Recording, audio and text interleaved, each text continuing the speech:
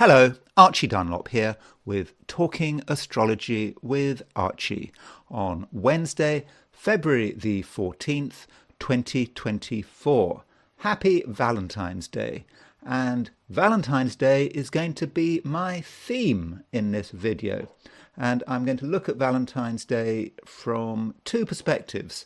Firstly, I'm going to try to look at the horoscope of the Martyrdom of St. Valentine. He was martyred in the reign of Claudius Gothicus. He was called Claudius Gothicus not because he was a Goth, I believe, but because he defeated the Goths. There was a big battle that he won. So I do want to look at the Martyrdom of St. Valentine. Now, there is a certain amount of uncertainty about that. Was he martyred on February the 14th? I mean, that is the tradition. Indeed, there's a question about his year of martyrdom. Claudius Gothicus reigned for 2 years. I think he reigned from AD 268 to AD 270, which is kind of fortunate if you're trying to pin down a date for the martyrdom, because there would only have been 2 February the 14th in his short reign. So assuming Claudius St. Valentine was martyred in the reign of Claudius Gothicus, and assuming he was martyred on February the 14th, he would have had to have been martyred on either February the 14th, 269 or February the 14th, 270. I think most people say February the 14th, 269, but I will be looking at February the 14th, 270 as well. So that's the first thing I want to look at. The second thing I want to look at is the St. Valentine's Day Massacre on February the 14th, 1929, 10:30 a.m. in Chicago. And of course, that's why I've got a picture of Al Capone on this thumbnail. Now, I don't think it's absolutely certain that Al Capone was responsible for the massacre or ordered the massacre. But I think that there is sort of a general consensus that he probably was.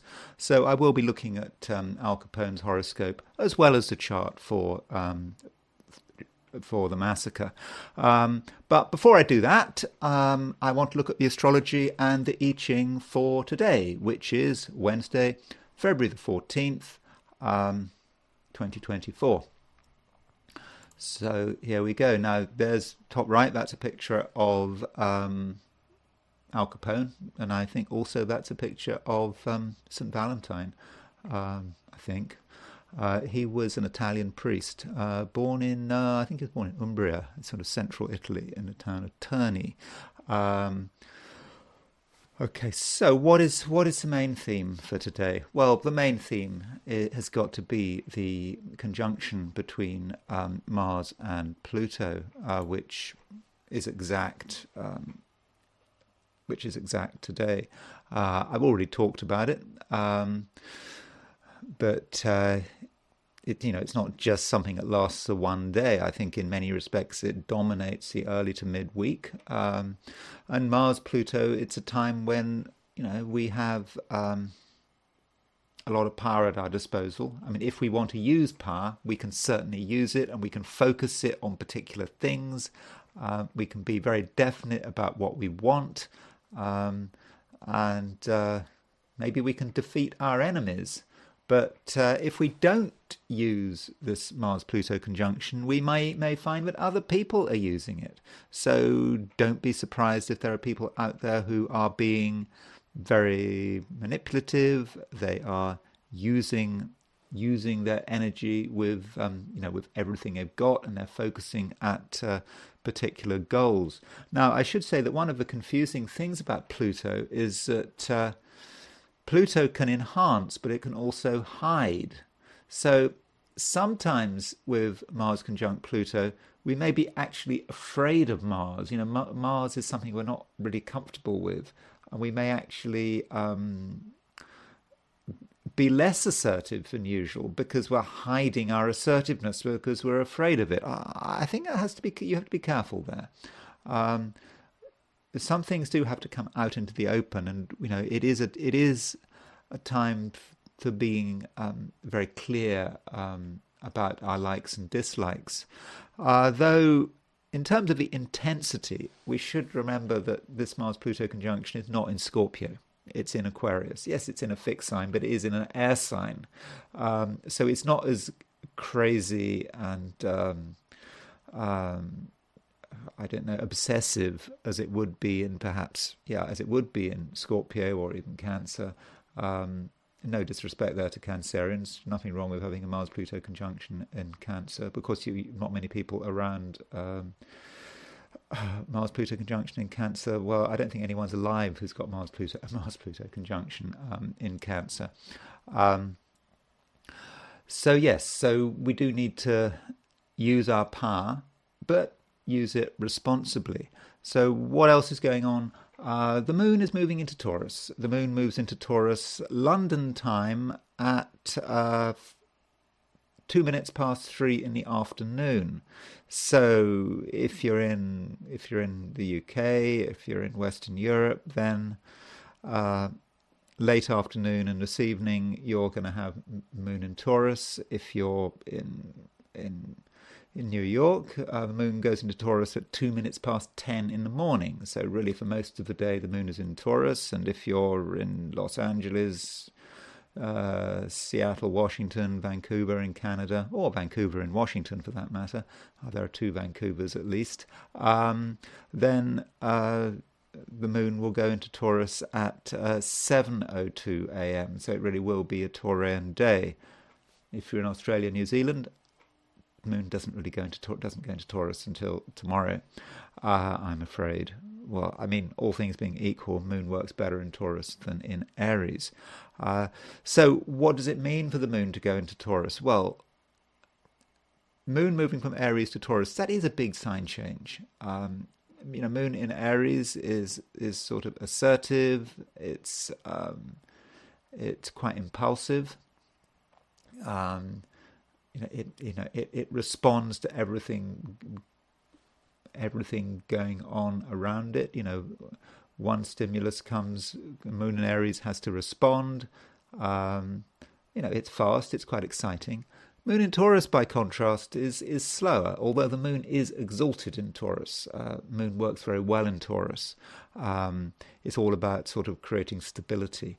It's also very stubborn and doesn't like to compromise. And as the moon moves into Taurus, it makes square aspects to the Mars-Pluto conjunction.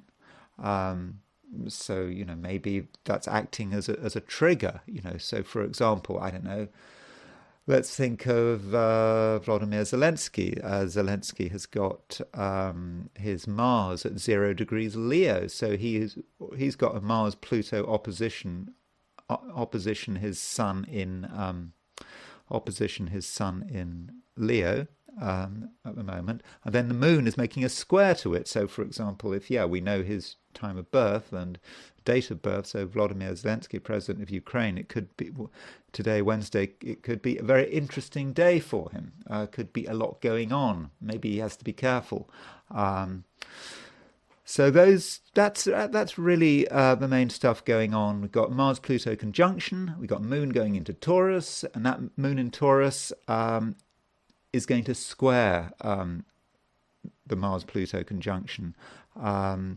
So it could be quite a dangerous day with that square between the moon and the Mars-Pluto conjunction. And the Mars-Pluto conjunction in general does make it quite tense. So, a lot of people are going to be trying to assert themselves, and in certain situations there could be a power struggle. And, it's not really a day when we can expect much in the way of compromise.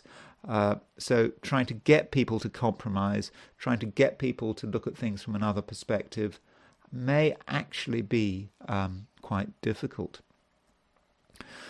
Okay, so I now want to focus on my forecast for the 12 signs. So here we go. These are my forecasts for the 12 signs for today, Valentine's Day, Wednesday, February the 14th, 2024.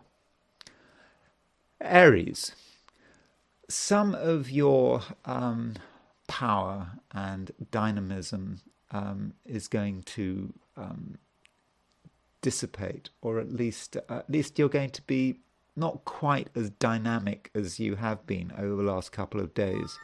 And I do think that is a good thing.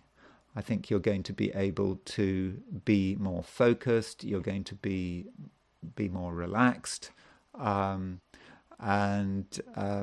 perhaps some of your gains over the last few days, some of the things you've achieved. If you feel you've achieved anything, you can perhaps stabilize them and start to put them on a sounder footing. So that's something you might want to do.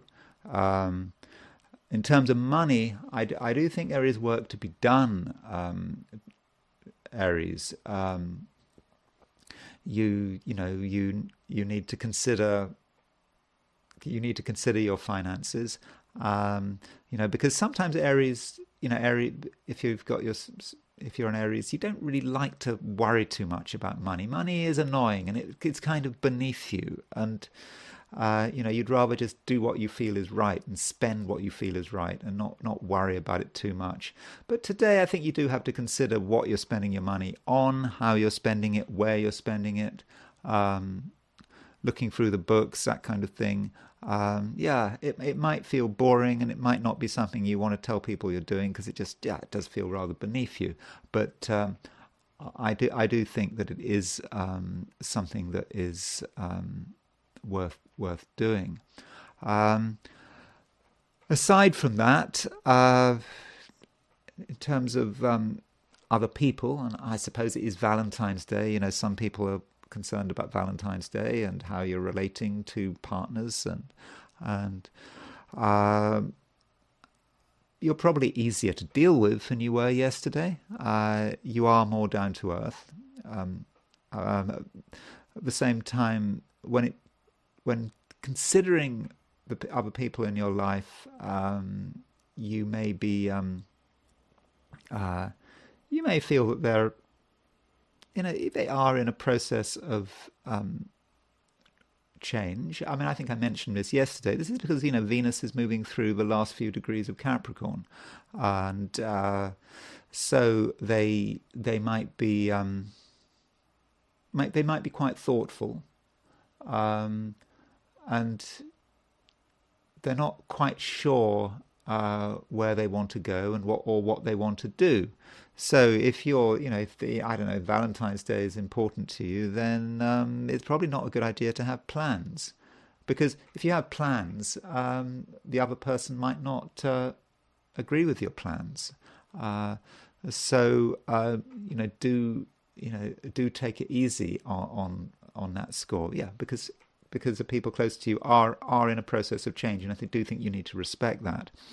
But I should point out, Aries, although the moon has left your star sign, and the moon is in Taurus, it's more down to earth. Mars, your ruler, is making a conjunction to Pluto. I mean, we had this conjunction starting yesterday, and now it's exact, and that's got to have an impact on you. After all, Mars rules Aries. Mars rules your star sign. There are things you want done. There are things you want to achieve, and you may be quite stubborn about it. Once you've decided you want something, you're able to put all your energy into getting it, but not in a sort of impulsive, unplanned kind of way.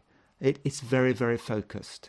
And I think it's probably a good idea to focus this in the right direction. This Mars-Pluto conjunction is in Aquarius, and from your perspective, Aquarius has a lot to do with hopes and wishes. What are your hopes and wishes? Hopes and wishes that that go beyond the material plane. Hopes and wishes maybe connected with society, making the world a better place, and perhaps being able to communicate a political or ideological agenda. I know that might sound a bit radical, but there's nothing wrong with having political or an ideological agenda. We all need to have a view about the way society should be organized. And in that case, maybe it's for some of you, it may be a great time for political planning how you are going to change your society. Okay, that might be a bit over-ambitious, but perhaps changing your community, things around your community that aren't right. That is certainly something you should be concentrating on.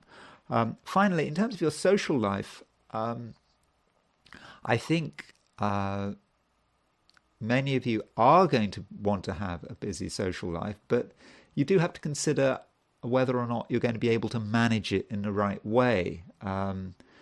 I think when you're surrounded by people, you might start to find yourself having clear ideas, expressing your opinions, even though in a general sense I think you are less impulsive than you were yesterday. I think when you are with people, when you are talking with people, with that Mars conjunct Pluto, I think you're going to be very clear about what you like and what you don't like.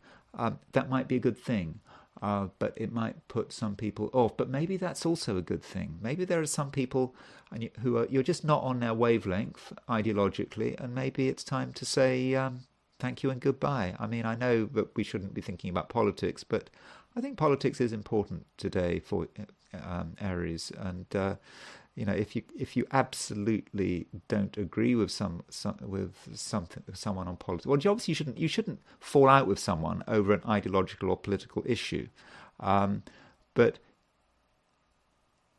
if that person's political views are completely beyond the pale as far as you are concerned, then you may want to reconsider your relationship with them. Taurus. The moon is moving into your star sign, and I think this is a good thing.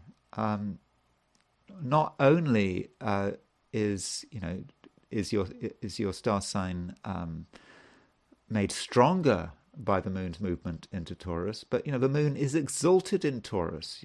That's one of the best signs for the moon to be in, and I think. Because of this, you are going to be, in many respects, quite stable and quite down to earth. You're going to give the impression of being someone who is trustworthy, and you'll just seem the sort of person that isn't going to cause trouble. And that, in terms of dealing with other people, that's going to help you in many respects. And also, because you're quite down to earth. You can really help other people. You can help bring other people down to earth. So if other people are confused and they're running around, they don't know what to do, you can be just the person to bring them down to earth. Explain to them that things are like this, and if they do that, everything's going to be fine. So in any one-to-one situation, you can be quite healing. And I say that not because of Chiron. I mean, yesterday I talked a lot about Chiron. I'm just talking about the groundedness of having the moon in your star sign. Now, I'm not saying that you're going to be grounded and stable in all situations. This is because when the moon moves into Taurus, it makes a square aspect to Mars and Pluto. And with this moon square Mars and Pluto, it does give you a certain dynamism, a very strong dynamism. It's not a dynamism that is explosive. It's a dynamism that is persistent. you want things and you are going to keep going until you get them. Now, I suggest that in certain situations you may not be particularly grounded, and this may be especially the case in terms of your work, career, business. You may push things a little too far without considering practicalities. But still, your persistent efforts in terms of making a name for yourself are going to be very effective. And if you are involved in any form of a power struggle, I think you're going to be successful. I'm not saying it's going to be easy. And with Moon, the Moon square Mars and Pluto, I've already said for everyone that it's a day when there isn't going to be much in the way of compromise, but particularly for you, you are certainly not in the mood for compromise. And that's the way it is. So how do you deal with that? One approach is just to win, just to make sure you prevail. Another approach is to steer clear of people who you have disagreements with, and that might be the best approach. Turning to relationships, there is a conjunction between Mars and Pluto, as I've just said. Now, in the Taurian chart, Mars represents the other person. After all, Mars rules Scorpio, your opposite sign. So if you've got a Mars-Pluto conjunction, it may not just be you who is very focused and wanting their way, but it may be another person. So partners, those close to you, they may have their own concerns and their own priorities, which they are not particularly ready to compromise. This could be partners in terms of business, romance, whatever. And with the Moon square Mars, there's always the possibility of an argument. And if you get involved in an argument today, it could be very serious. So somehow you've got to do what you can to avoid arguments. That's really important. And yeah, in certain situations, you may have to stay out of people's way. I know it's Valentine's Day. Everyone is, it's supposed to be a sort of romantic. Everyone's supposed to be happy and about, they want relating and romantic gestures and all that kind of thing. Well, I mean, Moon in Taurus, in a way, is quite a romantic position for the Moon. I mean, Taurus is quite a sensual sign. Taurus is about the good things in life. It's about, all that stuff like dinners and chocolates and, all that. If you're into that kind of thing, yeah, it is there. So it can be a nice Valentine's Day, but don't spoil it with arguments, because that can happen. Because the Moon is square Mars. The people close to you need to be treated with respect, but then they need to respect you. So provided you keep it simple, and then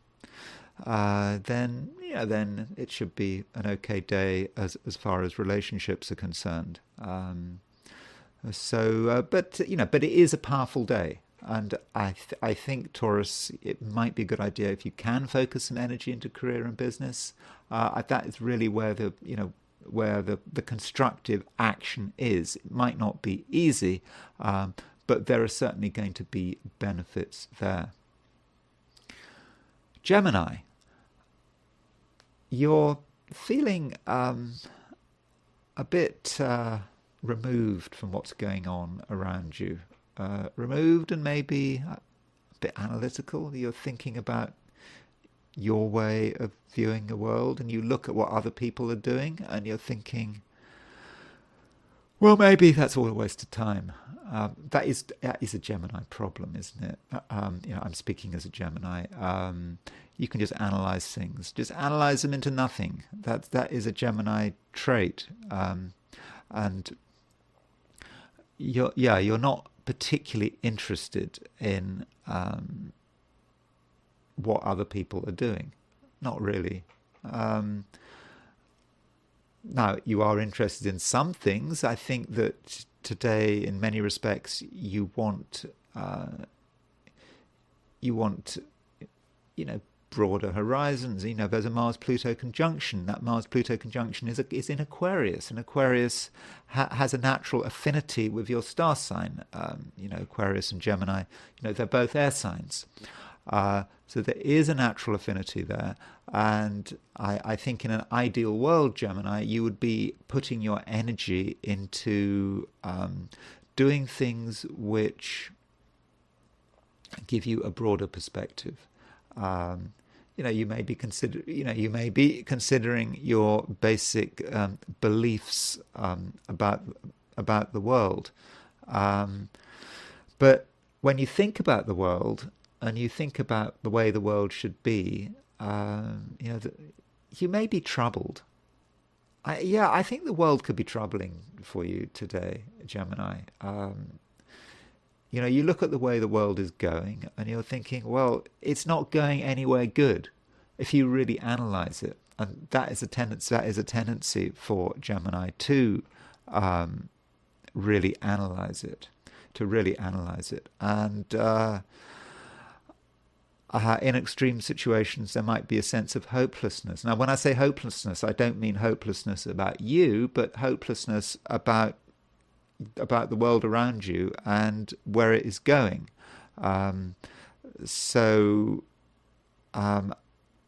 I think you need to perhaps work with that hopelessness. When I say work with it, I mean consider its implications, consider where it fits in with you and your direction in life. And maybe, Gemini, you're going to realize that you're over obsessed with basic facts, basic details, and somehow you need to get a broader picture, perhaps a broader picture in terms of time. Geminis can be very focused on short periods of time, like the next 5 seconds. Try thinking about things from the perspective of centuries, millennia. Where do you fit in? Now, that might be, in the first instance, quite distressing, because when you think about large periods of time, it starts to make you feel insignificant. But it puts things in perspective. And yes, I mean, maybe that is something you should be doing. If you work on it long enough, you might feel that you've actually got some purpose. To remember, I'm not singling you out. I'm a Gemini myself, so I'm trying to be objective here. As far as relationships are concerned,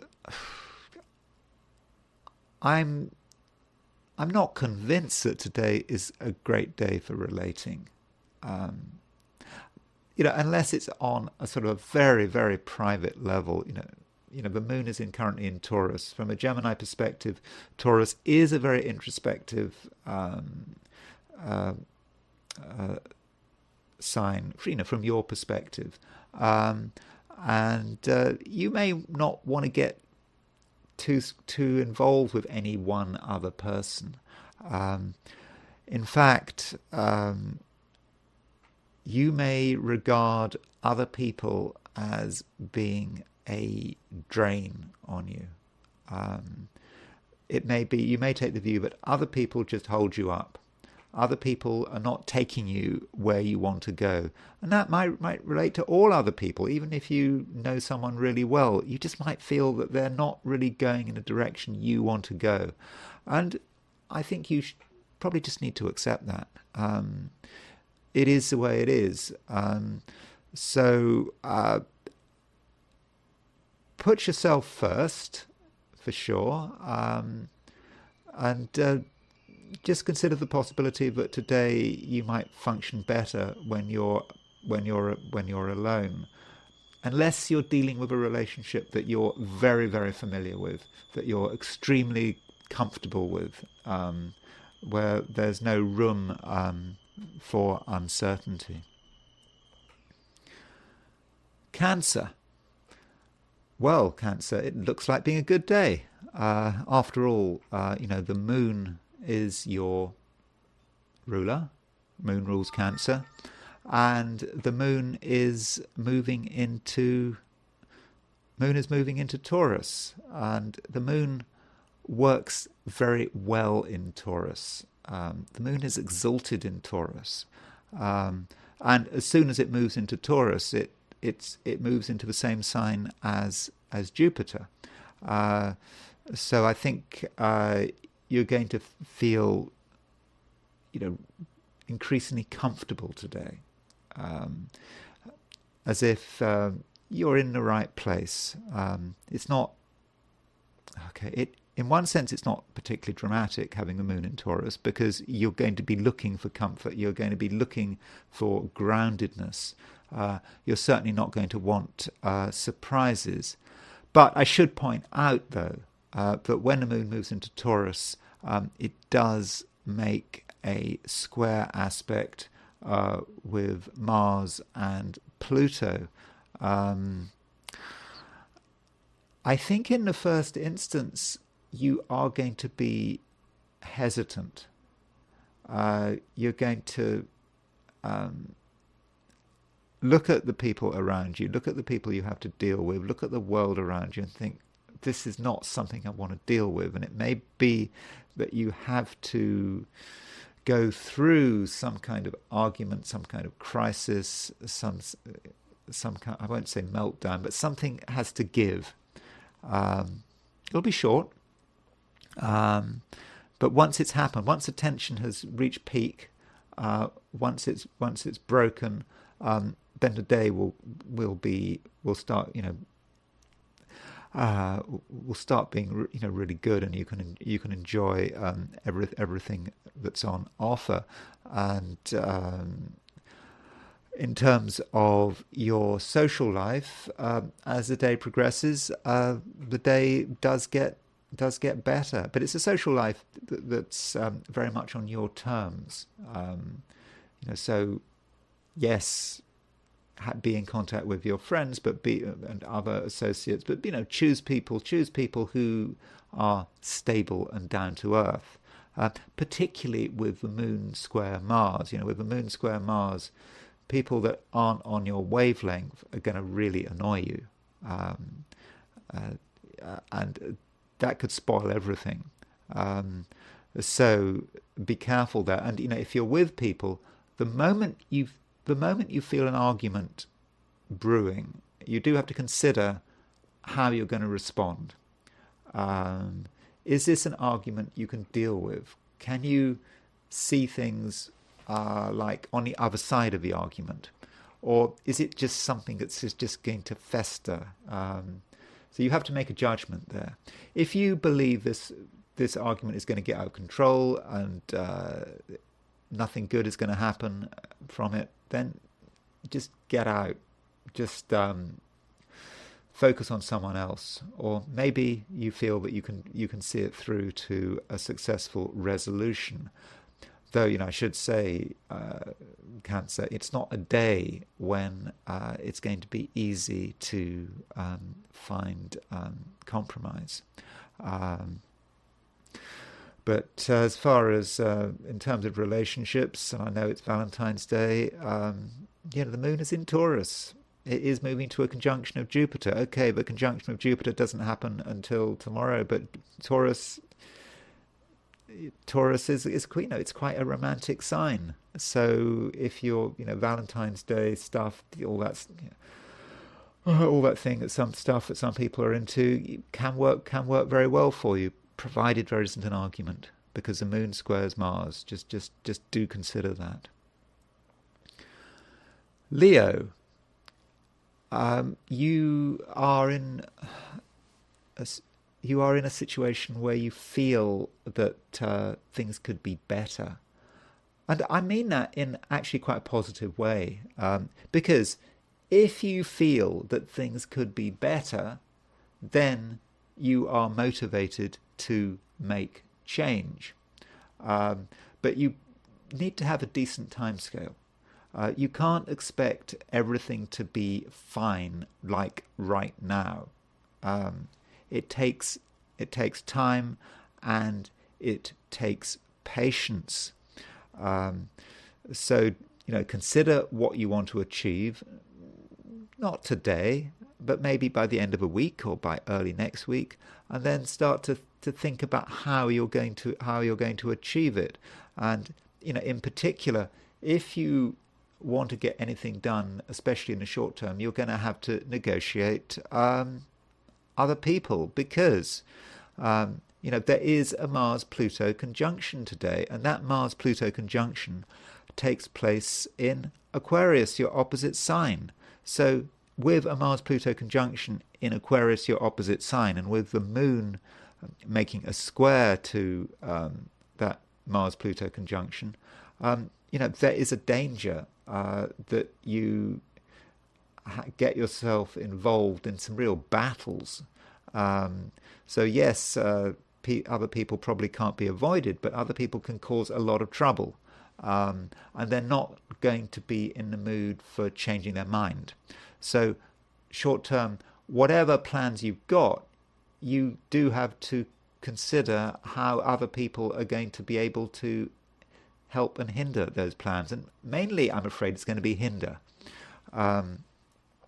So yes, if other people are involved in anything you're trying to achieve, then things could go wrong. So ideally, if there are things you want to do, you would not involve other people. If you're on your own and you don't have to worry about social interaction, then there are a few limits to what you can achieve. So bear that in mind. But it's going to be very difficult to be alone. I should also say that, Leo, I've talked about the fact that today you want results. I do think you want results, and I think you want to do things that are dramatic. But you might have a misapprehension. You might misunderstand things, and that what you might do is you might put your energy into things which are just completely inappropriate. Yes, a lot of energy. Energy which, yes, if it had been put in the right place, could be very effective, but it could just as easily be put in the wrong place. I think more likely for not, it will be put in the wrong place. So if you're tempted to put a lot of energy into one area, then there's a high chance that it's going to go wrong, that it's going to backfire. So that goes back to my original point. You have to take it slowly today. If you want instant results, you are going to be disappointed. So that's that is that's something you do have to be wary of. As far as closer relationships are concerned, I know that today is supposed to be Valentine's Day, but I don't know if you've got sort of romantic plans for today. I'd probably suggest you do it tomorrow. The 15th is a better day. The moon is applying to a conjunction of Jupiter, and it's applying to a sextile of Saturn, but that aspect doesn't really happen until tomorrow. Today, I think you're probably going to function better when you're alone. I think if you have to deal with other people closely, even if you really care about them, even if you've got on very well with them in the past, the very fact that you've got moon square Mars, moon square Pluto, I don't know, I don't think that bodes well. Yeah, so it can be a constructive day, provided you do things your way, and I think that tomorrow, though, is going to be a better day. Virgo. The moon is moving into Taurus, and you are an earth sign, Virgo, and so when the moon moves into an earth sign, in general, it's a good thing, because there's a certain affinity with the world around you and the way you feel about the world. And I think, Virgo, you need to start thinking about new possibilities. Now, that might sound a bit strange because, the moon is moving into Taurus, and the moon in Taurus has a certain reputation for being sort of stubborn and just focused on one thing. But I think what it's about is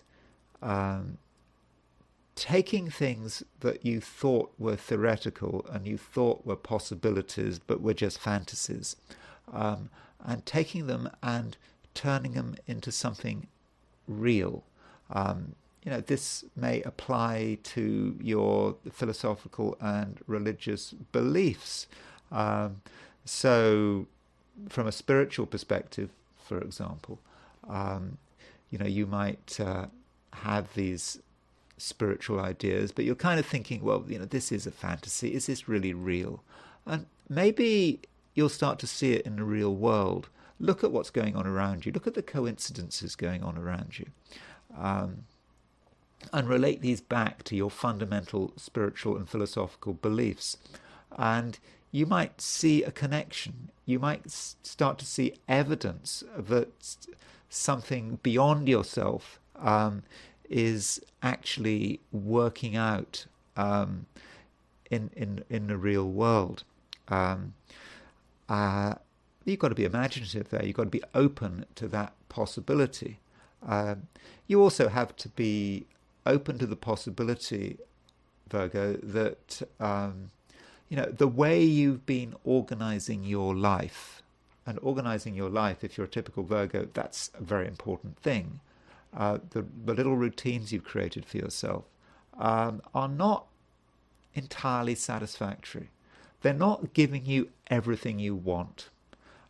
Yes, you may be attached to these routines that you run your life with, but there comes a point where these routines may no longer be serving any useful purpose. But it's a big challenge to change things. But if you want to move on, if you want to have a life that is full of meaning and purpose, it may be that some of your routines have to be changed or even removed. Then that is going to be difficult. But I think it may be the way forward. Looking at other people, bearing in mind it is Valentine's Day and it's supposed to be about relationships. I have been a bit ambivalent so far in terms of my star sign forecasts about whether or not it's going to be a good Valentine's Day, at least from a sort of romantic interpersonal perspective. I think you're going to feel that the people you meet, the people you're with, are not quite themselves, that their attitude is not particularly constructive, they are holding things up, they're delaying things. You may actually take the view that some people are holding on too tightly to the past. They want things to be in a particular way, a particular way that really is no longer relevant. Now, there is an element of projection there, because I think you're a bit like that as well. I think you are holding on to things from the past, particularly your routines, which it's time to move on. So, in a way, before you condemn someone else for holding on to the past, consider the possibility, that you yourself are holding on to the past. So perhaps once you're prepared to change your own routines, perhaps the moment you're prepared to accept that a way of doing things which you may have done for years and years is no longer serving any useful purpose, the moment you accept that, then in a strange way your relationships with other people might improve. So overall, Virgo, there is some work to be done, and I think that if you want to make the most of the day's opportunities, then I think you need to try to focus on your spirituality. and anything that goes beyond you yourself, because because as soon as you go beyond you yourself, you start to get a sense of eternity, and then you can start to see yourself in terms of something that doesn't just have a fixed lifespan, but can go beyond that. Libra. I think Libra, you are quite serious today. The moon has been in Aries, and Aries in a Libran horoscope is often connected with relationships, and the moon is moving out of Libra. Moon is moving out of Aries into Taurus, and that is more serious. Especially when considering other people. I suppose you start to see people in a more multi-dimensional way with the moon moving into Taurus. You can see them as sort of emotional beings. And so if you've met someone quite recently and you haven't fully understood them, like now you're going to start to see the emotional side of things. And you're going to start to get a feeling for what that person is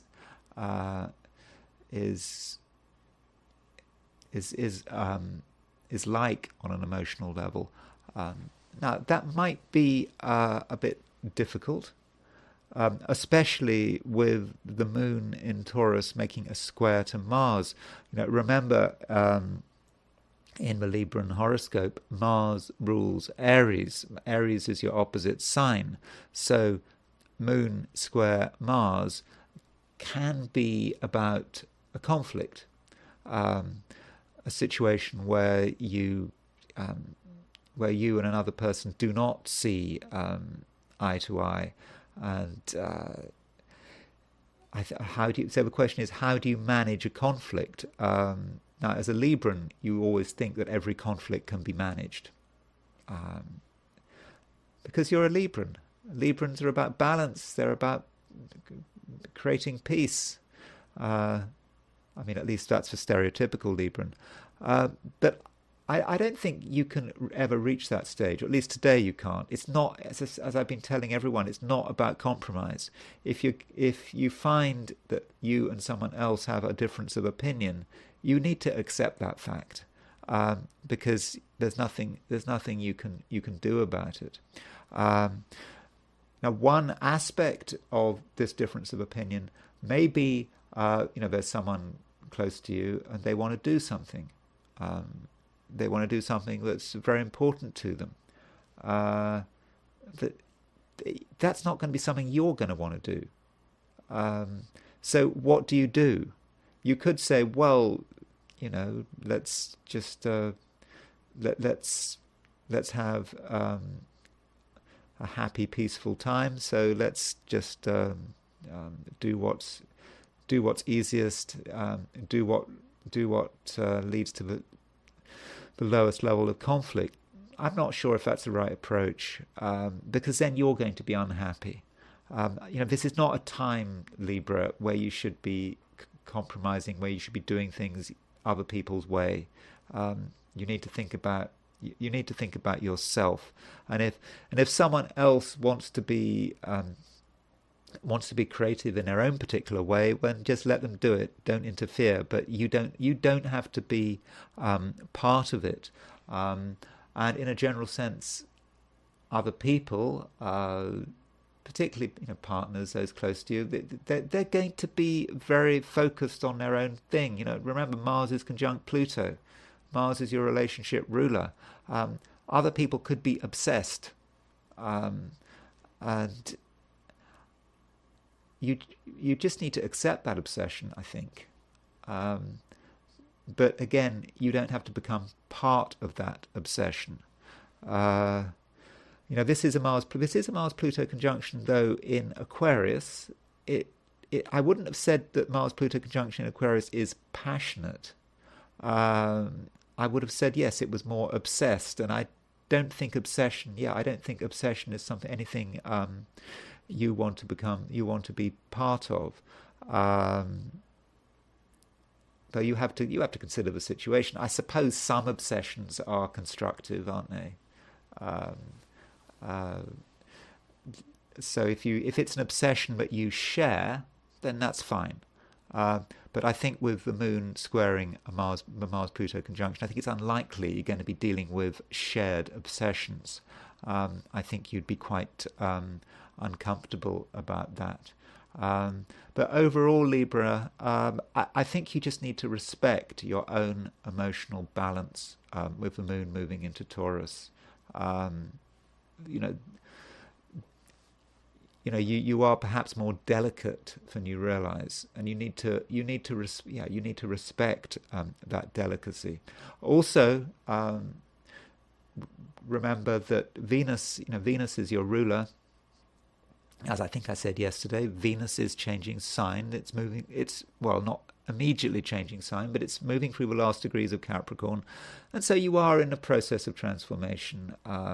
Maybe a bit like whatever a chrysalis. What is it? A moth or a butterfly goes into a chrysalis, and you're just beginning to stir. You're just about to break out, but not yet.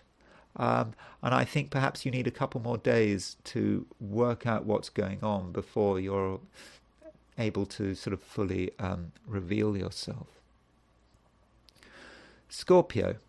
I talked about Mars conjunct Pluto yesterday, and I'm going to talk about it today again, because it's the main aspect today. It's certainly the main aspect affecting Scorpios. Mars is your ruler. Mars is conjunct Mars is conjunct Pluto. And you are going to be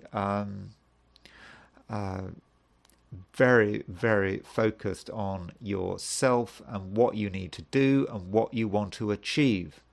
And, Aquarius is a fixed sign. You're not really going to be in the mood for involving other people in your ideas and plans. It's a very personal journey. You kind of might take the view that it's so personal that it would just be a waste of time explaining to people what you're thinking. They wouldn't understand. That's a sort of standard Scorpio approach. This is so heavy, you wouldn't understand, and I'm not going to talk about it. You may be right, but you may be overdramatic. You may be being overdramatic. Maybe there are people who would understand how you see the world if you were to trust them. But are you going to trust them?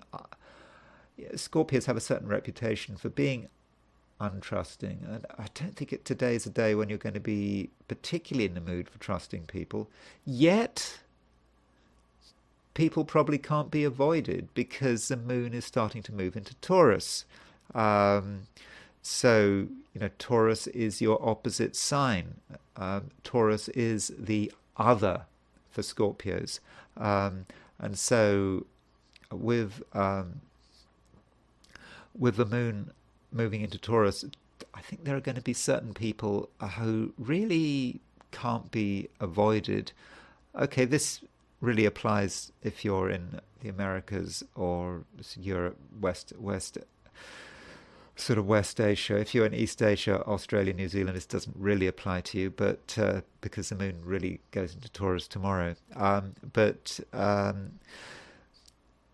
if you're in Europe, in the Americas, sort of Middle East in the evening, the Moon moving into Taurus really does mean that other people can't be avoided. There are people you have to deal with. So the question is, how do you deal with them? And I think the problem is, on one hand, yes, you understand that there are people close to you, you've got to interact with them. On the other hand, you're feeling that the world is a heavy place, and you're feeling that there are things you can't share. How do you resolve the issue? Maybe you have to make a choice.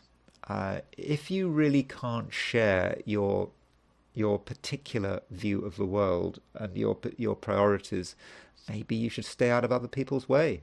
They'll just be an annoyance. But if you can share with the moon in Taurus, moon is in Taurus, it's quite a stable place for the moon. There may be one person who you really can trust. And you might not want to share how you feel. You might not want to share your recent conclusions. But if you do share and you are prepared to go through a bit of a, I won't say an argument, or almost like a crisis, if you're prepared to go through with it and really tell them how you feel, however difficult it might be, then there might be a feeling of release, that you really can get something out, and you might actually feel a whole lot better, and it just might make things easier. But so, Scorpio, you have to work out what is right for you. I'm not telling you what to do. You just have to consider the situation. Sagittarius. Now, Sagittarius, as a sign, likes excitement, likes the unexpected, is always looking to do things that are different. That's great. But today, I think Sagittarians are going to be wanting a little bit of order in their lives. There can only be so much excitement. There can only be so much, fun and games, because when you're doing this and that, and you're exploding in all sorts of different ways, you're creating chaos all around you, and perhaps now you start to see some of the chaos around you. May not be your fault; it may be other people's chaos as well. And I think many Sagittarians are going to reach a conclusion that things need to be sorted out. Okay, you don't have to spend the whole day sorting out, but there are things that are in a state of disorder, and they need to be put back in the right place. At the same time, Sagittarius, do consider your own health. The moon is in Taurus, and in the Sagittarian chart, Taurus has Taurus is connected with health, in particular the throat. So consider what you're breathing in. What could give you a sore throat? Pollutants, for example, smoke. So Sagittarius, you really need to steer clear of smoky and dusty environments. Obviously, stay away from cigarette smoke. If you're a smoker, then maybe you need to cut back, or ideally give up, because you are going to be more vulnerable than usual to smoke, and of course other airborne pollutants. And you will have a particular view in general about the way about the way everything around you should be organized, and the very chaos that you yourself can create will be the very chaos that you are trying to avoid. So that's going to be a bit tough, trying to deal with it all. And your desire to have things done in a particular way may lead to disagreements and arguments. After all, the moon is making a square aspect to a Mars-Pluto conjunction. And this Mars-Pluto conjunction for you is quite verbal, because it's the Mars-Pluto conjunction is in Aquarius, which is which from a Sagittarian perspective is about communication. Also, be careful if you are driving. So in the Sagittarius chart, the sign Aquarius has an association with short distance journeys, and that would be journeys by car. And so with Moon squaring a Mars-Pluto conjunction, when you're driving, you could get angry. And I suppose if you're angry, that means that you're not driving as safely as you should be driving, as you should be. So be careful there. Also, consider your neighbours. You know, you and your neighbours, and the people, not just neighbours literally, but people living next door to you, but maybe your neighbours at work, people you see all the time, but don't necessarily have too much to do with them. There is a possibility of differences of opinion. So for your part, you can try your best to be considerate and tolerant, but you may find nonetheless that some of the people you have to live next to, could be behaving in a way that you don't really approve of or disturbs your peace of mind. You then have to decide how to respond. I would suggest, with Moon making a 90-degree aspect, a square aspect to Mars and Pluto, you are very careful how you respond. It's easy to overreact, and if you were to overreact, you may create a simmering argument that just won't go away. So do consider your reaction. So overall, Sagittarius, it could be a difficult day, unless you get things absolutely right. You know, you need to have a day, ideally, that is carefully planned, where there are no surprises.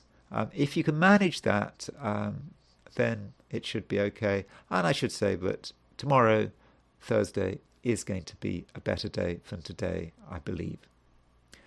Capricorn, you're in quite a fun-loving mood. Moon's moving into Taurus. That's good news. I mean, after all, you know, Taurus is an Earth sign.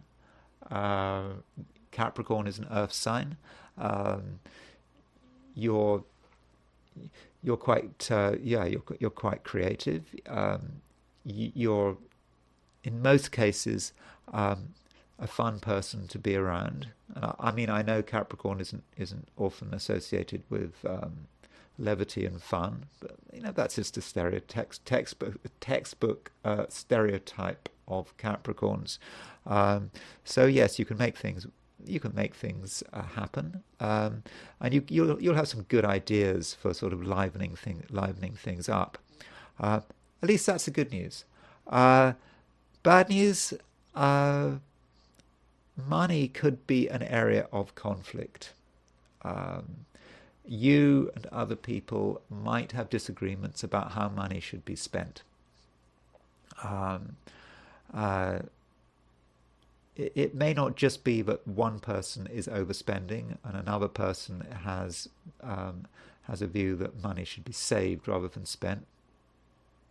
Could be you, could be the other person. There is just this disagreement about how money is used, and money is going to annoy you. Whenever a financial issue comes up, you'll immediately feel that you have to do something or say something. I mean, this is because, you know, there is a Mars-Pluto conjunction, which is exact today, and it's in Aquarius. And from a Capricorn perspective, the sign Aquarius is about money. So with the that's why with the Moon squaring the Mars-Pluto conjunction, financial matters could really drive you crazy. Even with people who are very close to you. So, I don't know, a spouse, you know, that kind of thing, a business partner. Their ideas about money may actually conflict with your own. And, that could spoil the day. But on the other hand, maybe this is necessary. maybe it's necessary for you and someone else to openly discuss your views about money.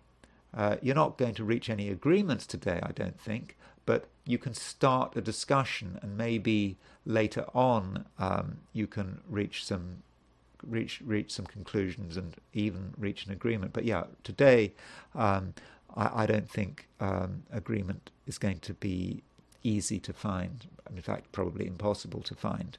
And matters are going to be intensified, not just about money, but by the fact that Capricorns, in their own way, are going to be quite vocal. You will want to communicate to the world at large, and you will have things to say, and you are certainly not in the mood for hiding your opinions. If you've got something to say, you're going to say it, and you'll then have to see how the world responds. The world might respond badly, but really, Capricorn, I suppose you're going to take the view you've got to say it. If it's got to be said, it's got to be said, and there's no better day for saying it than today. Having said all that, I go back to what I said at the beginning of this forecast for your sign. You are still, despite everything I've said, you are in the mood for having fun. And you can have fun. How do you have fun? Well, you have fun by avoiding anything to do with money. Where there's money, that spoils the fun.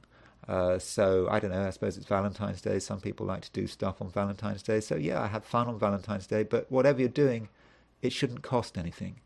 So certainly not a day for going to an expensive restaurant, because you'll look at the bill and you'll think, no, that's not going to make you happy. So cost-free fun is the way forward, Capricorn, and then you should have a great day. Aquarius, you are probably not in the mood for dramatic activity. I don't think you're particularly in the mood for socializing. This is particularly the case if you're in the Americas or in Europe. If you're in Asia, Australia, it's not going to be such a big deal. But yeah, if you're in Europe or the Americas, then you're going to be quite focused on your own interests. You're not going to want to have people around bothering you. This is because we do have a Mars-Pluto conjunction today, and it is in your star sign. So you have an enormous focus on yourself. Okay, I said your star sign. That depends on how you're reading these charts. I understand that some people look at these forecasts from a perspective of their ascendant sign or even their moon sign. So I'll just say your sign, whatever sign you want to base these readings on. So with the Mars-Pluto conjunction in Aquarius, your sign, you're going to be very focused on yourself. You're going to be very focused on your power and how you are getting what you want. Other people are not going to be part of that. You're not really in the mood to compromise. You're not prepared to consider what other people might think.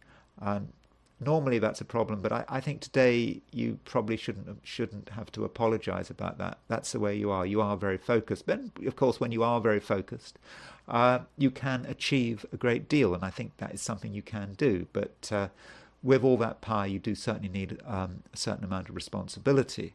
And with the moon moving into Taurus, which is quite an introspective sign in the Aquarian chart, it's probably the case that wide-scale socializing is not really going to be something that you're in the mood for. Taurus in your case, can say something about your family. I think when dealing with your home and family, you do have to be careful. Your home and family is a place where you do want to put a lot of your energy. So if you've got family members around you, you're going to want to interact with them. You're going to perhaps want to do sort of family-based sort of activities, that kind of thing. But the moon is square Mars, is square this Mars-Pluto conjunction, and it's fixed. Moon is in Taurus. That's a fixed sign. There's a Mars-Pluto conjunction in Aquarius. That's a fixed sign. So you and your family and the people around you and your family, you're going to all be very set in your ways, and if you're not careful, there could be a bit of temper and disharmony in your home and in your domestic setting. So you have to work out how best to deal with that. And perhaps what you have to do is, with this Mars-Pluto conjunction in your star sign, you need to somehow re-divert this energy and to understand its detachment, because it's not in a water sign, this Mars-Pluto conjunction. It's not heavily emotional. You are able to see other people's point of view. It may be difficult, but I think you can. So I think, Aquarius, you're going to have to try your hardest to be sensitive. It's not a very sensitive day, to be honest. We've only got Saturn and Neptune in water signs. It's not a sensitive day at all. I should have mentioned that. So if you can't be sensitive, you can at least use your brain. You can use your brain to sort of logically look at the signals, look at what's going on in your home, and using your brain, you can reach the right conclusions. And it may be about sort of letting go of some of your obsessions and desires, and giving the people around you in your home, in your family, a bit of room. And I think they will greatly appreciate that. And so I suppose what you need to think about is, what do you need to do today to create domestic harmony? If your feelings won't give you your answer, then I think your brain will give you your answer. But I don't want to end on a negative note, and I will say that the Mars-Pluto conjunction in Aquarius overall, it's not just a one-day wonder. It lasts for a few more days. It does give you a lot of power. So over the next few days, see how you can use that power to make your own life and other people's life better. Pisces. You are feeling in a more relaxed mood. I think Pisces, recently you were a bit concerned about money and material possessions. I think that concern is starting to ease a bit, and you're sort of able to be more relaxed. I think that you are going to be quite an effective communicator, especially if you're a Pisces in the Americas or in Western Europe. You'll be able to get your message across very well. But when I say get your message across well, that doesn't mean to say you have to do a lot of talking. You actually don't have to say very much today. Just be yourself, and your focus today should be to get people to sort of relax and ground themselves. And I think that you're in a position where you can create stability. Once you've created stability, then everything else flows from that in a very natural and spontaneous way.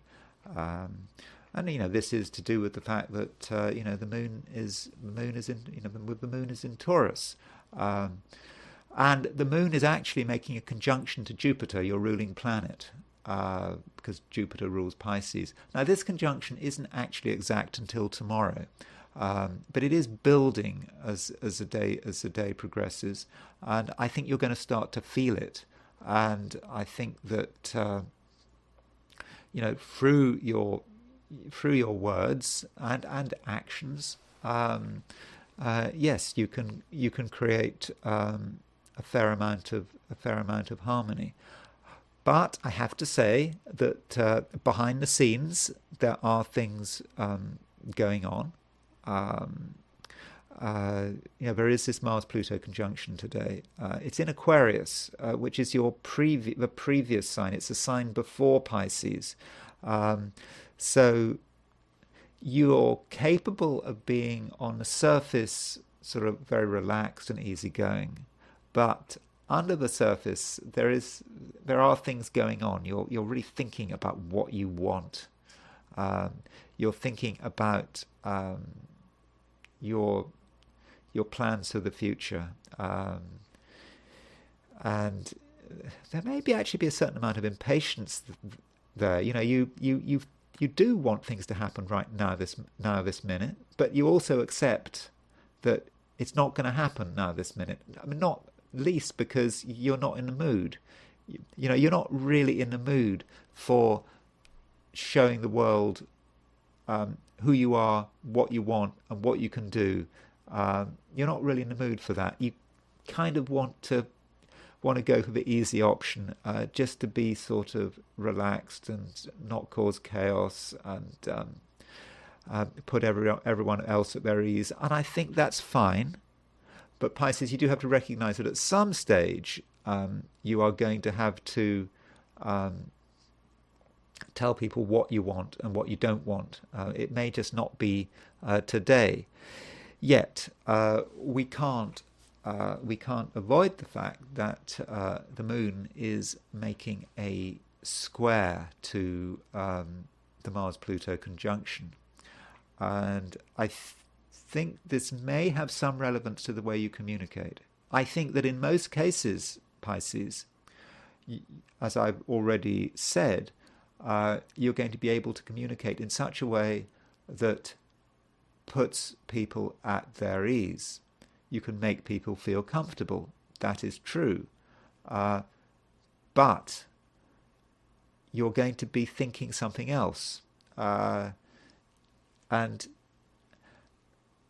in a way, there's a bit of a mask there. This easygoing Pisces, there may be a mask there. And the real Pisces is moving in a different direction. And the question then is, what happens if you're provoked? It's all very well if you're dealing with a situation that is completely harmonious, where people are behaving. But if you're in a situation where other people are not behaving correctly, where they're perhaps being rude, where they're being unpredictable, then something else might happen. There is a danger that you might get triggered. Because what's happening is that the moon in Taurus, in a sign which in the Pisces chart is very much connected with communication, is making a square to a Mars-Pluto conjunction. And the Mars-Pluto conjunction it's quite an unconscious process. It's what's happening behind the scenes. And I mean, okay, the Mars-Pluto itself might not be an unconscious process. You're very aware about what you're thinking. But the process by which Mars and Pluto suddenly reveals itself may be unconscious. And so you might find in extreme situations that you're trying to create harmony, but what you're doing and what you're saying is the opposite because you've been triggered. And then everything changes. Then we could have a real mess. Maybe that's what you want. I mean, you have to consider the situation. Now, I also have to say that you have to be careful if you are traveling. Short-distance journeys. Short-distance journeys may be what you want to do. You may feel you want to visit someone. And that's good. I'm not talking about long, it's certainly not long journey. I'm not talking about going hundreds of miles. It's a few miles. You want to visit someone. Uh, and because, the moon is in Taurus, but the moon is square Mars and Pluto. So what you think is a short distance journey, something very simple, could actually turn into something very complicated. So if you are traveling, be careful and don't allow yourself to get angry, because that anger is under the surface. It's, as I said, that Mars Pluto conjunction um, is hiding.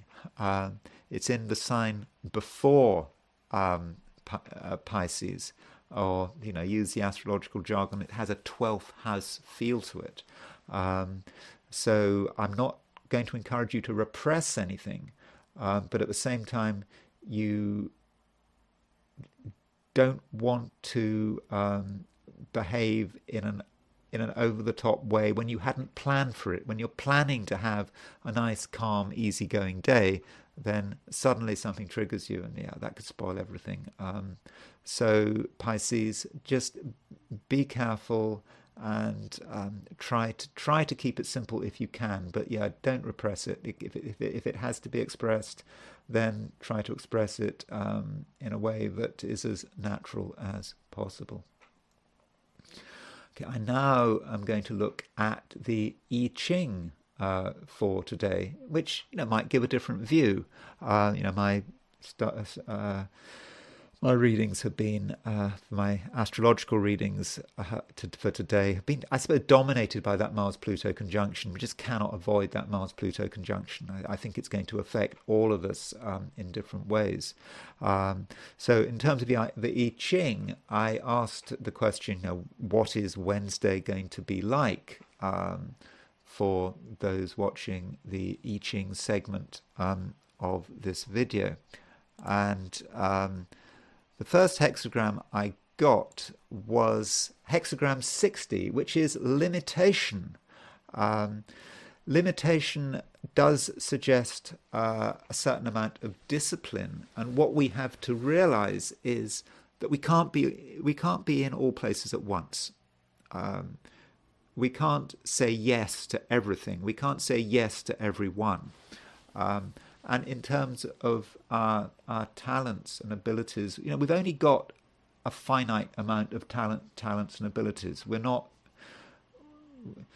geniuses in every department, and so we have to focus on what we're good at, and not try to pretend we're good at something, because that's just going to be a waste of time, and it could be embarrassing.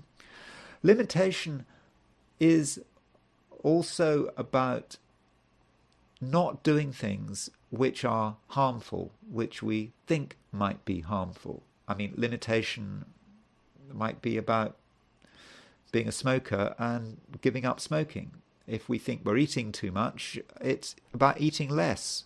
Maybe having a fast. We might decide alternatively, but there's one person who's no good for us and we're going to limit ourselves. We're not going to talk to this person anymore. Or perhaps we feel that we're watching too much television or spending too much time on the internet. So we're going to limit ourselves. So that is the general inclination today, to limit ourselves. And that kind of sounds positive, doesn't it? But there is a moving line. The top line moves. And there is also a warning here. What the I Ching does not want you to do, is to limit yourself in a way that is painful. If it hurts to limit yourself, let's say you've decided to have a fast today. You're not going to eat for whatever reason. And it really starts to hurt. You just can't concentrate. It's just wrecking your life. You're having a miserable day because you're fasting. Then the I Ching would say, this is not the kind of limitation you should be imposing upon yourself. If you're decided not to look at the internet today, well, obviously you are looking at the internet today because you're looking at me. But let's say you were theoretically not using the internet, then and it's really hurting, and your brain can't function, and you don't know what's going on in the world, and you want to this and that, you want to check your emails and it's really hurting, then, give yourself a break. You can't just completely not be on the internet. It's that kind of thing. And this top line moves. And with the top line moving, it seems that in the recent past, there have been some restraints upon us. And because it's a top line, it's all kind of the opposite of the whole meaning of limitation. It's about suddenly we feel things that have been limiting us, our attempts to limit us, other people's attempts to limit us, suddenly break. And we actually have a moment of freedom. The ties go. I think perhaps we had been artificially limiting ourselves. So consider, in what way have you been artificially limiting yourself? Limiting yourself in a way that just really wasn't constructive, and you kept going because it felt like the only thing you could be doing. And then suddenly you realize it's all stupid. And you have freedom. Now, that doesn't mean to say if you are a smoker and you're suddenly having a realization you haven't smoked for a couple of days. I'm not saying don't go and smoke. If you're an alcoholic, don't just suddenly regard freedom as being drinking a bottle of gin. No, I'm not saying that, but I'm not talking about alcohol and drugs here, but other activities. So you feel that the restraints have suddenly gone, and you've kind of changed your mindset, and you now have freedom, and you now can move to something else. And this hexagram limitation, it does move. It moves to hexagram 61, which I think we had yesterday, inner truth. Though inner truth must be really important if we had it yesterday as well. Inner truth is about seeing the truth. We understand. It's now obvious. And I think that is what's happening today. And I think it's probably part of a process that happened yesterday as well. We are starting to see the way things are. It's all becoming completely clear to us. It's not a truth that's, one person's truth is different from another person's truth. It is the truth, your truth. You can see the truth. You don't have to explain. You don't have to explain it. It's obvious. And because of this, I think today overall is going to be very liberating, because you will understand the way things are, and you will understand what needs to be done. Okay, so I now want to look at the astrology, and I want to look at St. Valentine and St. Valentine's Day. And I want to look at the Martyrdom of St. Valentine. So, St. Valentine, as I understand it, he was a priest in the 3rd century AD. I think he was born in Terni, which is a town in Umbria, which is a region of Italy. So I assume that means he'd be a Roman citizen. And he was a Christian, and he evangelized. So he made a big name for himself evangelizing, and he went to Rome and he evangelized. He did a miracle. I think there was a girl who was blind, and he cured her. And supposedly there was some judge because of this, a judge, and was it a judge's adopted daughter? She was blind, or something like that, and he cured the girl, and he cured her blindness, and because of that, the judge's whole household converted to Christianity, and he apparently got the attention of the emperor, who was, according to the legend, I don't know whether this is true or not. I'm just going on what we know. This may not be true. This may be symbolic. So these dates I'm talking about may not. I don't know to what extent this is factual, because we know very little about St. Valentine. And he got the attention of the emperor, who was Claudius Gothicus. Gothicus because he defeated the Goths, I think. I think he had conversations with Claudius Gothicus, according to the story. But in the end, he fell out with Claudius Gothicus, and Claudius Gothicus ordered his execution. Now, assuming he was executed on February the 14th, that would mean he could. And Claudius Gothicus had a very short reign. I think he came to the throne in 268, and lost the throne died, I don't know, in 270. So there are only two February the 14th. There was February the 14th, 269, and there was February the 14th, 270. I'm thinking that maybe 269 is the one we should go for. But anyway, let's have a look at the horoscopes of the Martyrdom of St. Valentine.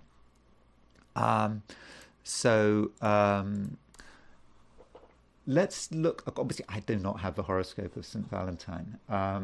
So let's look at the 270 chart. I don't think this is the chart. I suspect it's 269, but this is the noon chart set for Rome at February the 14th, 270. This is what my program came in. I did check it against the ephemerides you can find on astro.com. So these are the planetary positions at noon, AD 270. So the festival of Valentine, of St. Valentine, is, it's associated with love. In the Middle Ages, it was to do with courtly love. So he has become associated with love. So you'd expect that to be seen in his martyrdom. Now, the AD 270 chart, we don't know what time of day he was martyred. We don't even really know if he was martyred on February the 14th, but let's just assume he was. You can see that there is Venus trine Mars. So Venus trine Mars is kind of associated with love, isn't it? I mean, Venus is the planet of female sexuality. Mars is the planet of male sexuality. There was a Venus trine Mars. Venus was trine Mars when he was martyred. If he was martyred in AD 270, so that kind of fits. And we also have Venus opposition Neptune. I mean, remember, he didn't have to be martyred. It's always with these Christian martyrs. They always get a choice. They can stop evangelizing, or sometimes they have to accept Caesar or whatever they have. I don't know. They're usually given a choice. And what these martyrs do is they stick with Christ. That's why they die. So you've got his Venus was opposition Neptune at the time of his martyrdom. So you could say that Venus opposition Neptune does fit the idea of martyrdom. And you've got, if there's Mars is square Saturn. Sort of that's the death pair. So I think that is a possibility, and it's nice to have Venus trine Mars. We'd expect to see Venus, because Venus is a planet of relationships, a planet of love, and because St. Valentine's Day has so become associated with love, we would expect to see Venus in quite a strong place. So possibly, though Venus is conjunct the South Node. I mean, that's not really what we want to see, is it? Venus conjunct the South Node. Neptune conjunct the North Node. Neptune conjunct the North Node is, the way forward, I suppose, is martyrdom. And I suppose the past is Venus conjunct the South Node. Is the past you sort of maybe giving up the luxuries of life, for martyrdom. Neptune can be the planet of martyrdom. Now we might also want to consider the new moon prior to his martyrdom in 2070, assuming he was martyred in 2070. Now, the new moon is, of course, an exact date. We've got an exact ascendant. So there was a new moon on February the 7th, 200, AD 270. There's still Venus trine Mars, but I don't actually find that new moon particularly impressive. Yes, there's a Venus is trine Mars. It's not absolutely angular. I suppose you could say Neptune, a potential planet of martyrdom, is moving on to the 10th house, but I don't think it's that special. So what I now want to look at is the chart of his martyrdom, assuming it happened the year before, in 269.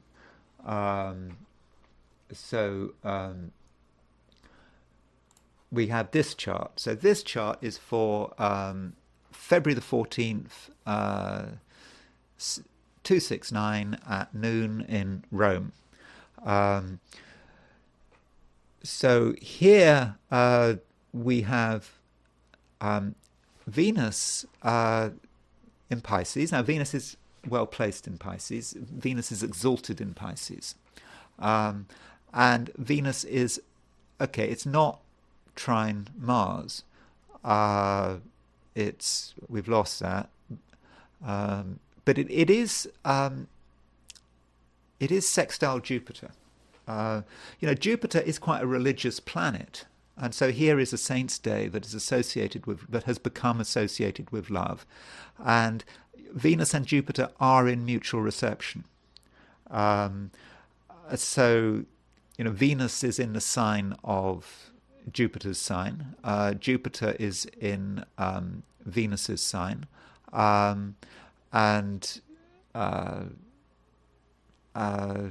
So they're both well placed. I think that is a strong Venus.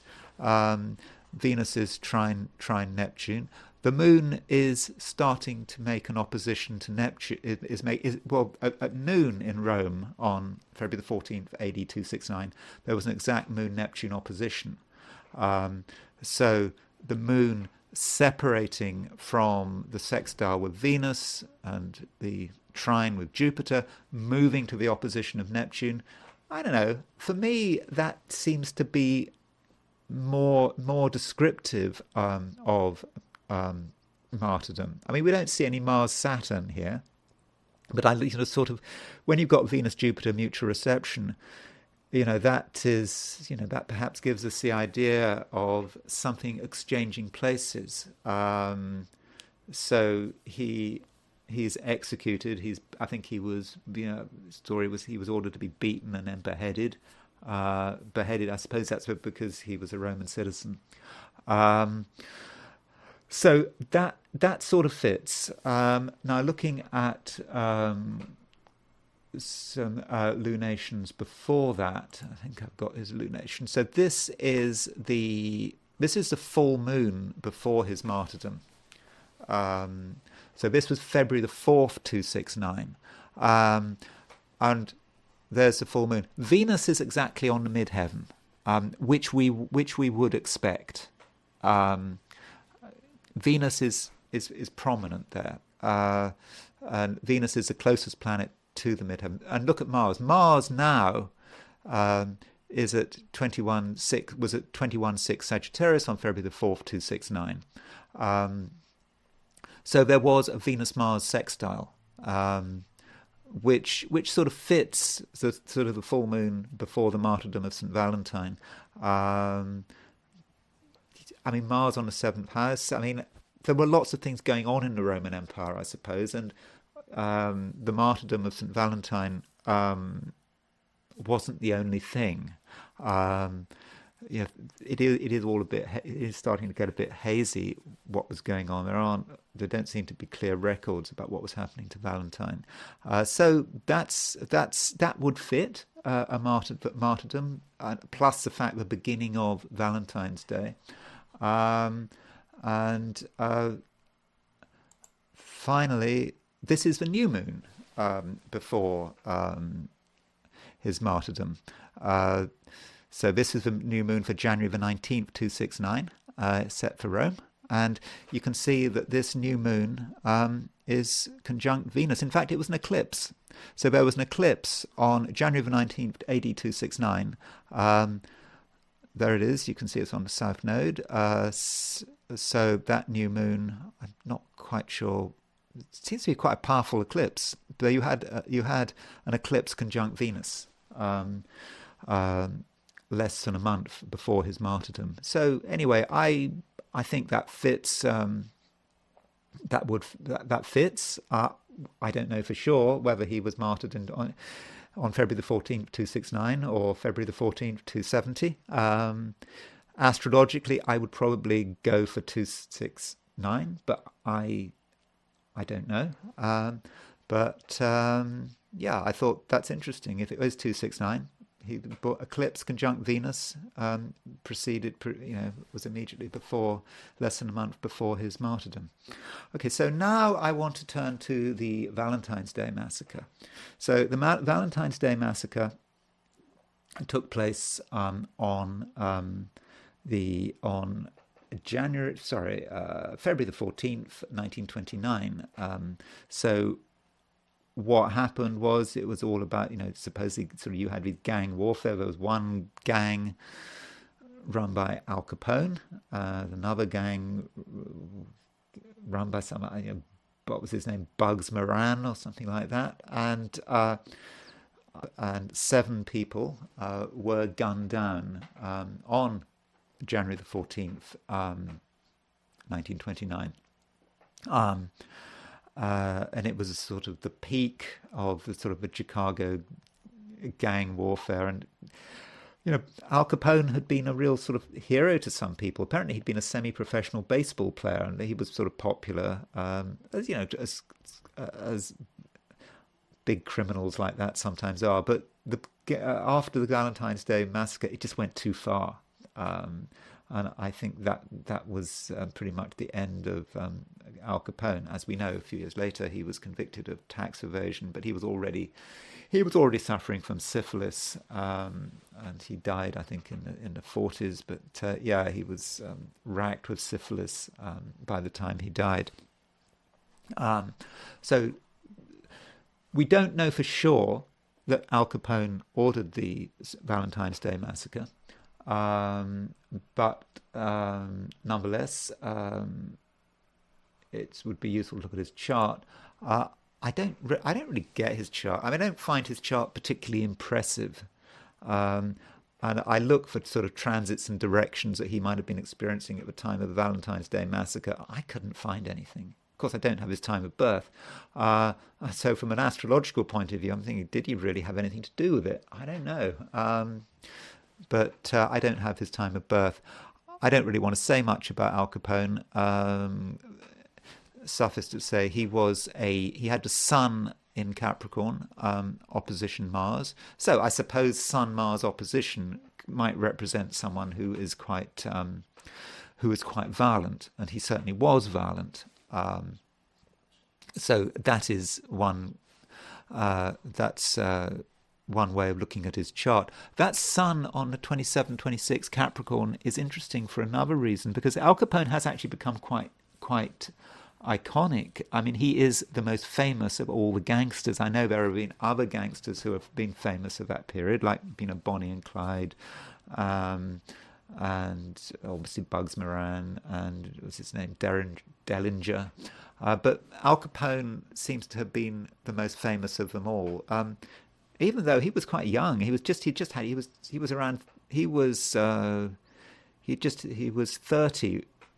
at the time of the Valentine's Day Massacre. And what I thought was interesting was the link up between Al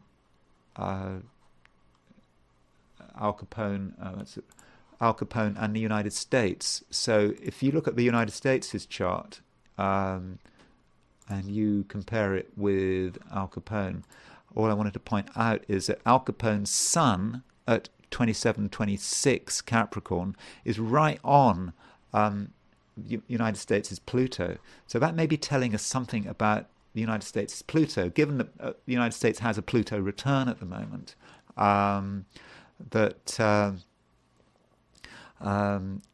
sort of a gangsterism. I know every country has gangsters, but somehow Pluto and gangsters and crime, it seems to be that Al Capone's son really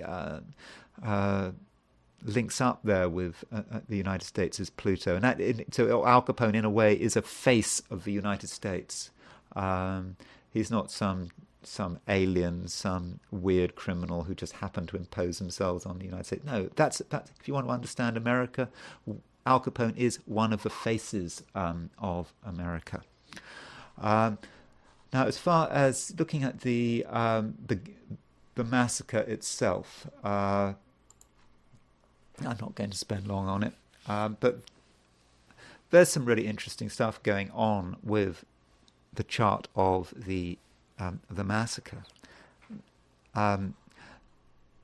We had 2413 rising, 2413 Taurus rising, and we had the North Node at 2538 Taurus.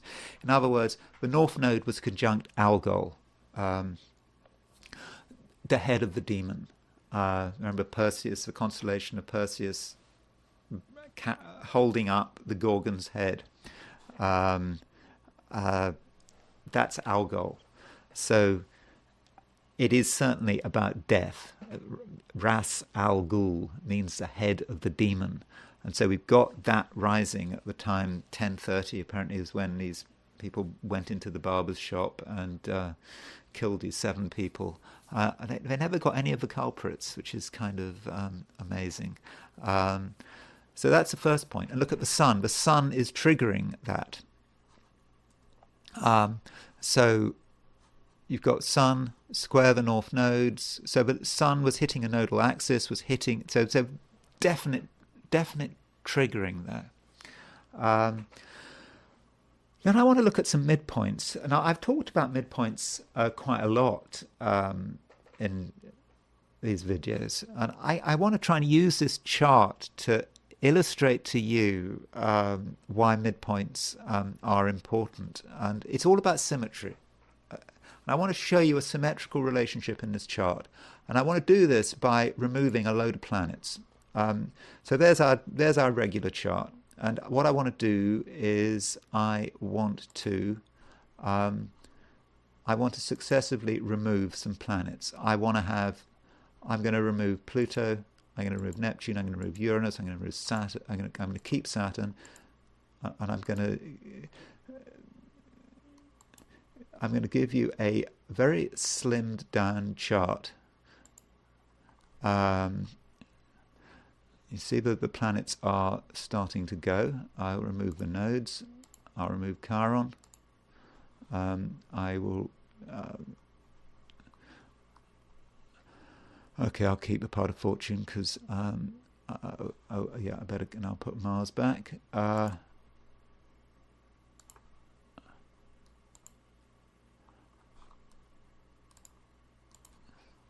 Okay, so I've removed all the planets, or a lot of the planets.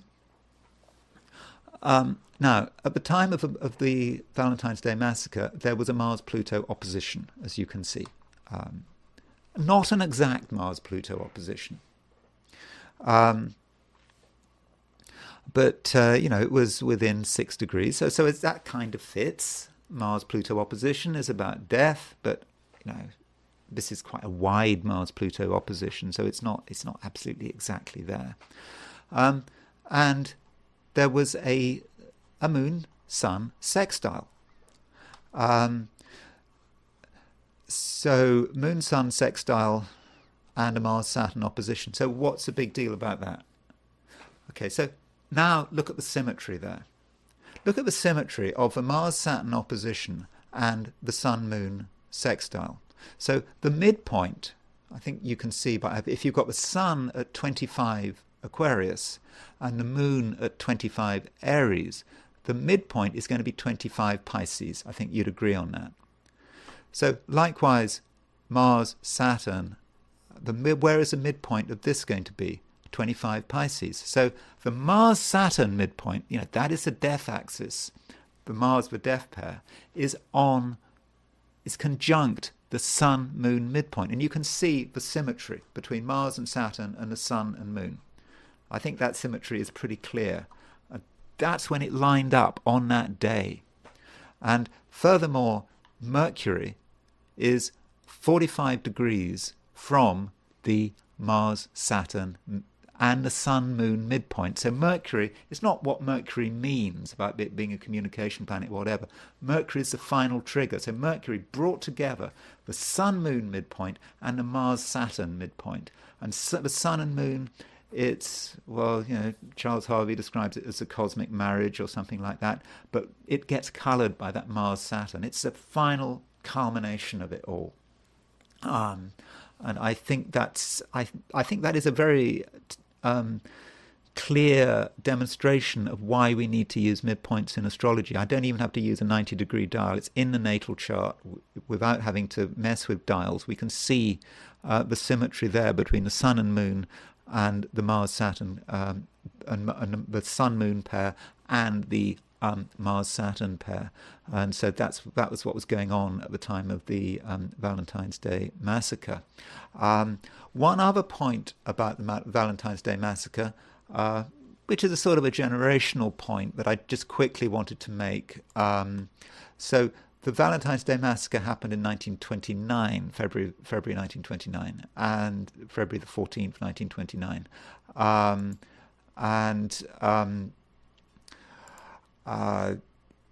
This was the year of the Wall Street crash. I mean, that happened in October 1929. So what was going on in terms of the Valentine's Day Massacre as something collective? What did it symbolize? And what I find interesting about this chart is Neptune. Neptune is at 0 degrees 8 minutes Virgo. Neptune had just gone into Virgo. So through the 20s, Neptune had been in Leo. So the roaring 20s, we might have had prohibition, but Neptune in Leo was about Leo, the self, ego, people doing what they wanted. You get the Neptune Leo, just a complete fantasy of Leo and self and doing what we like, if you had the money. But Leo always has the money. And now Neptune is going into Virgo. And in a way, the Valentine's Day Massacre was a symbolism, was a symbol of a cultural change. The glamour has suddenly gone. People were sick of it. Now, sure, there were other, Bonnie and Clyde and Dillinger were in the early 30s, but something had changed. Something had suddenly people were seeing the reality of the situation. And of course, Neptune in Virgo is kind of more down to earth, isn't it? And of course, Neptune in Virgo presaged the Great Depression. You couldn't. Neptune in Leo, everything was fine, but as soon as Neptune went into Virgo, the writing was on the wall, and in a way, the Valentine's Day Massacre was a symbol of the writing being on the wall. Okay, that's all I'm going to say about St. Valentine's Day. I hope you can have a happy Valentine's Day, whatever you're doing or not doing. Thank you very much for listening. If you enjoyed or liked the video, I'd be grateful if you were to like it. If you're not subscribed and you enjoyed the video, I'd be grateful if you were to subscribe. And if you want to buy me a coffee, there is a link in the description. Again, thanks for watching, and I will talk to you again tomorrow.